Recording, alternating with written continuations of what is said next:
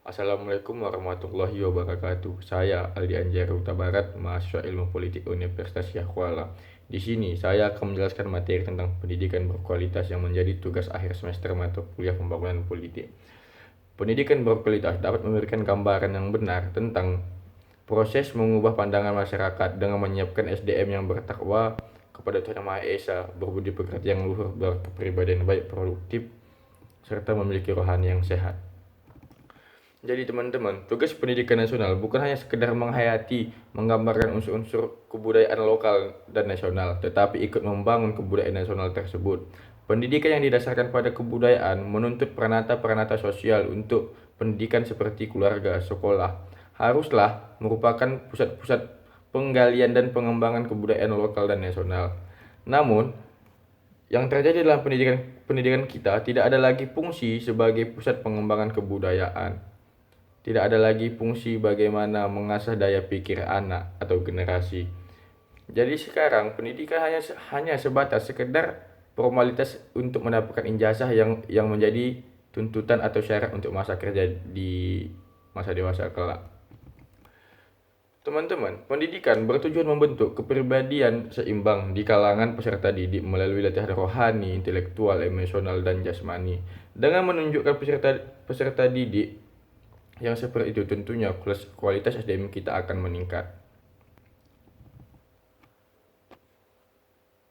Pendidikan tidak hanya untuk kepentingan individu atau pribadi, tetapi juga untuk kepentingan masyarakat banyak.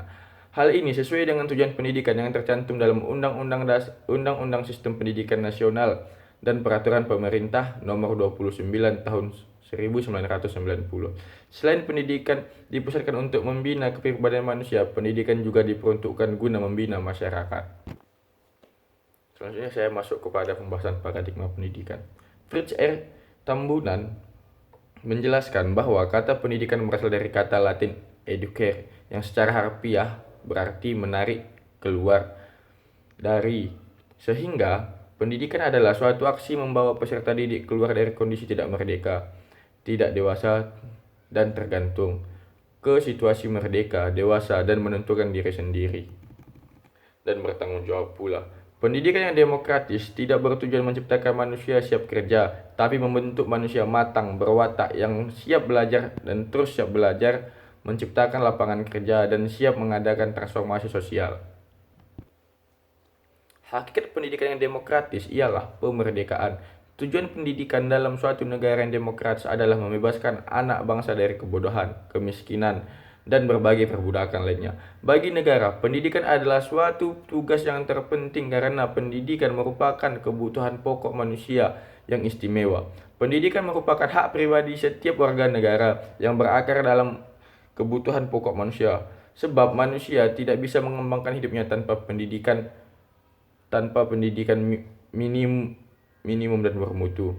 Tanpa pendidikan, manusia akan tetap kerdil, tergilas kekuatan dan kekuasaan alam, terpenjara pesona misteri.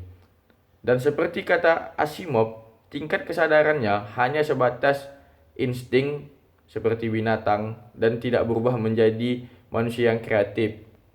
Dengan demikian, hak pendidikan bukan saja sekedar kebutuhan pokok fisik, tetapi juga kebutuhan yang khas manusiawi yang akhirnya didasarkan asas martabat manusia yang tidak bisa ditawar. Selanjutnya saya masuk pada pembahasan pemberdayaan kualitas pendidikan. Melalui pendidikan, termasuk pemberdayaan kualitas pendidikan, dibedakan menjadi ada beberapa. Yang pertama yaitu pemberdayaan manusianya, yaitu siswanya. Yang kedua, pemberdayaan proses pendidikannya, meliputi peningkatan peranan guru dan pembelajarannya.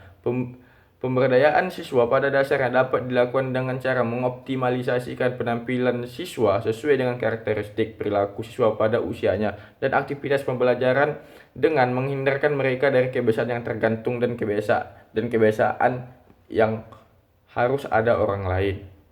Akan lebih diarahkan kepada kebiasaan mandiri, berinisiatif, produktif,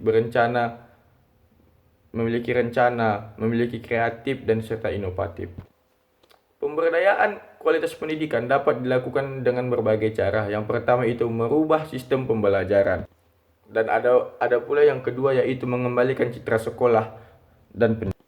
Jadi teman-teman, pendidikan sebagai bagian integral dari sebuah proses pembangunan bangsa hendaknya dibangun atas paradigma pendidikan yang memiliki beberapa poin. Di antaranya, pendidikan untuk semua warga negara, untuk semua masyarakat.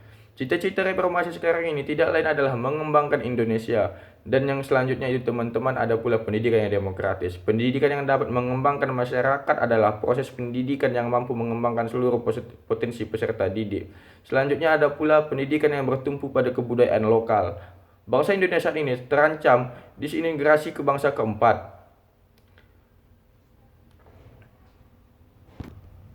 Keempat, pendidikan yang seimbang antara imtak dan iptek.